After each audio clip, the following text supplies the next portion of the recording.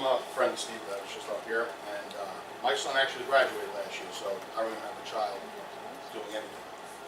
A lot of you know my son has been here accepting trophies and plaques for being a all-county wrestler for the last 2 or 3 years, and I have the same frustrations.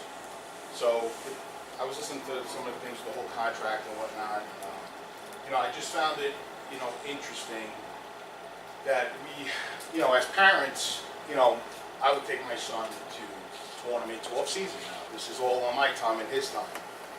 Go to different club sports, prepare him to be the best that he can possibly be.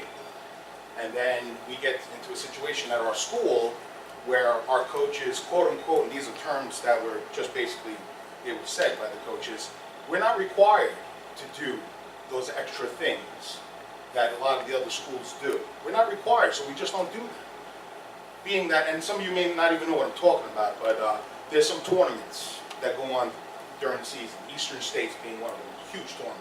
You get to wrestle other kids that have been county champs, state champs, or placed in the states. And every time a wrestler beats one of those wrestlers, you get points. So my son was 3 points away from going to the States last year. 3 points. And that all falls on the coach's shoulders. And I don't care what anybody says. We do a lot to prepare our kids to do, and wrestling is no joke. In my opinion, wrestling is probably the toughest, the most grueling sport there is. And from that, you probably get some of the best people afterwards, because it shows there's no other sport out there that shows the kind of determination and dedication that wrestling shows. I mean, the tortures that they go through, personal tortures. So you mentioned the whole contract being up, and it's a teacher thing. When I mentioned the whole Eastern States thing to the coaches 3 years ago, because my son was brought up to wrestle, he was a great wrestler, and they brought him up in the I mentioned to some of the other coaches, and they said basically we don't do that. So last year I mentioned it to one of the coaches, and they're like, well, just win the counties and you'll go. Yeah, if you win the counties, if you come in first place, you go to the states no matter what. But the rules have changed.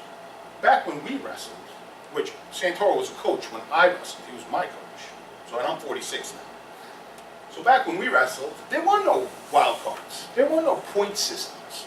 But today there is. So the rules have changed. So why are we still doing things the same way we did them 34 years ago, 35 years ago, today, when the environment around us has changed, and we have a coaching staff that is refusing to change with them? We're not giving our kids, well, and not all of them. So there's some kids that will wrestle and be average wrestlers, and they'll be perfectly happy. But then you have a handful of exceptional wrestlers that deserve the opportunity to get to where they ultimately where they want to be as the states, and we're holding them back. We are, and no matter how you look at it, we can have a more personal discussion about this, and I can explain things. I'm sure there's people on the board that can probably explain it just as well as I can. All I'm saying is I would like to see the best possible. Now, whether they're teachers or not, honestly, I really don't mind. I just want the best possible person there that is going to be there for our wrestlers and for the exceptional wrestlers, and make sure that the kids that deserve to get that extra time in tournaments away, and we have funding for those tournaments, by the way. They're allowed to go to these tournaments. They have funds for that, but we still don't do it. So it just boggles my mind why we don't. So I just hope that this gets looked at very carefully, and we put the best people in place to promote our children and the wrestlers. All right, sir, thank you. Thank you.